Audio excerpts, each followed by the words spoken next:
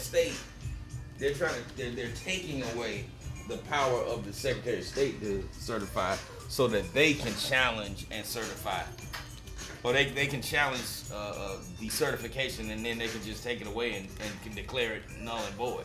Right. I mean, that's kind of a simplistic. I don't know.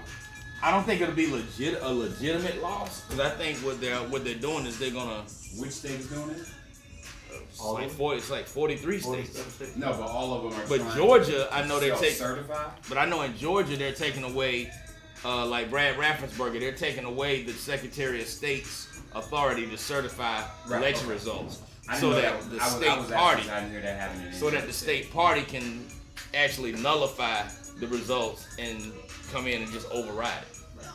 Really? And yeah, so even in a legitimate win, they could still theoretically take it away. Now, I don't know how long that's going to stand. I don't know if it's going to withstand court challenges, but you got to look at the court.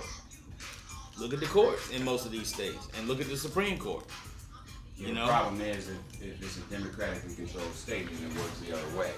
Right. So the but Supreme more Court, states are controlled by Republicans. No, but what I'm saying is the Supreme Court ultimately would set precedent on that. That's going to go to the Supreme Court. Right.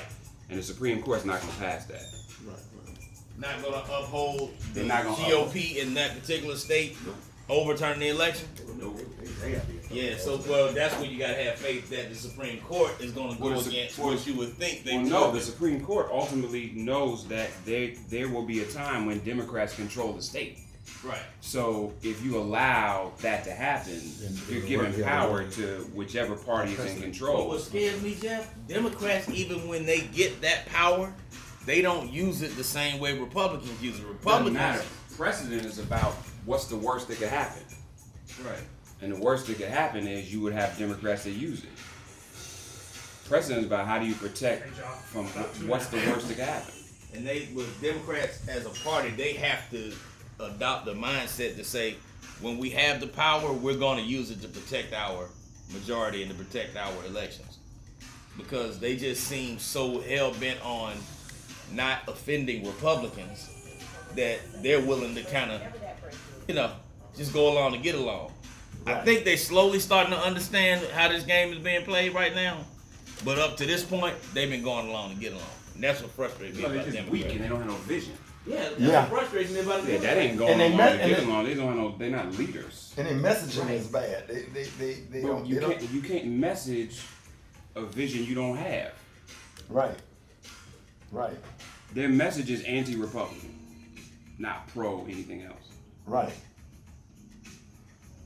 And they're trying to get the Supreme Court justice to retire because they think if Republicans get.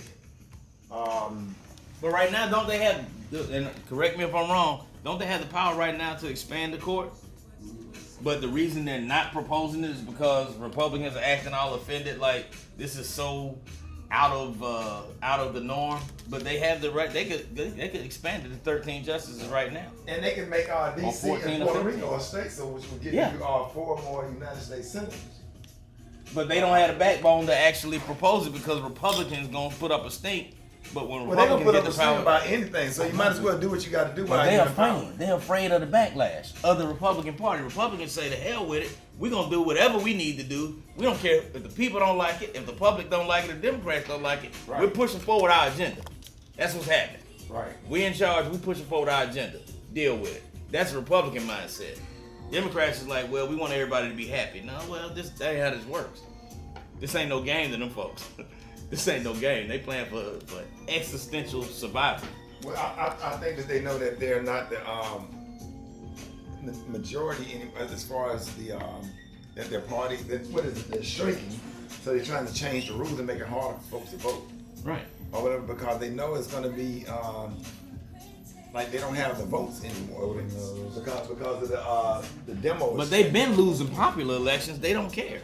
As long as they can still win that electoral, as long as they can still get the electoral advantage, they don't care if they don't care if they never win another popular election. If we can still get our agenda through, it don't matter.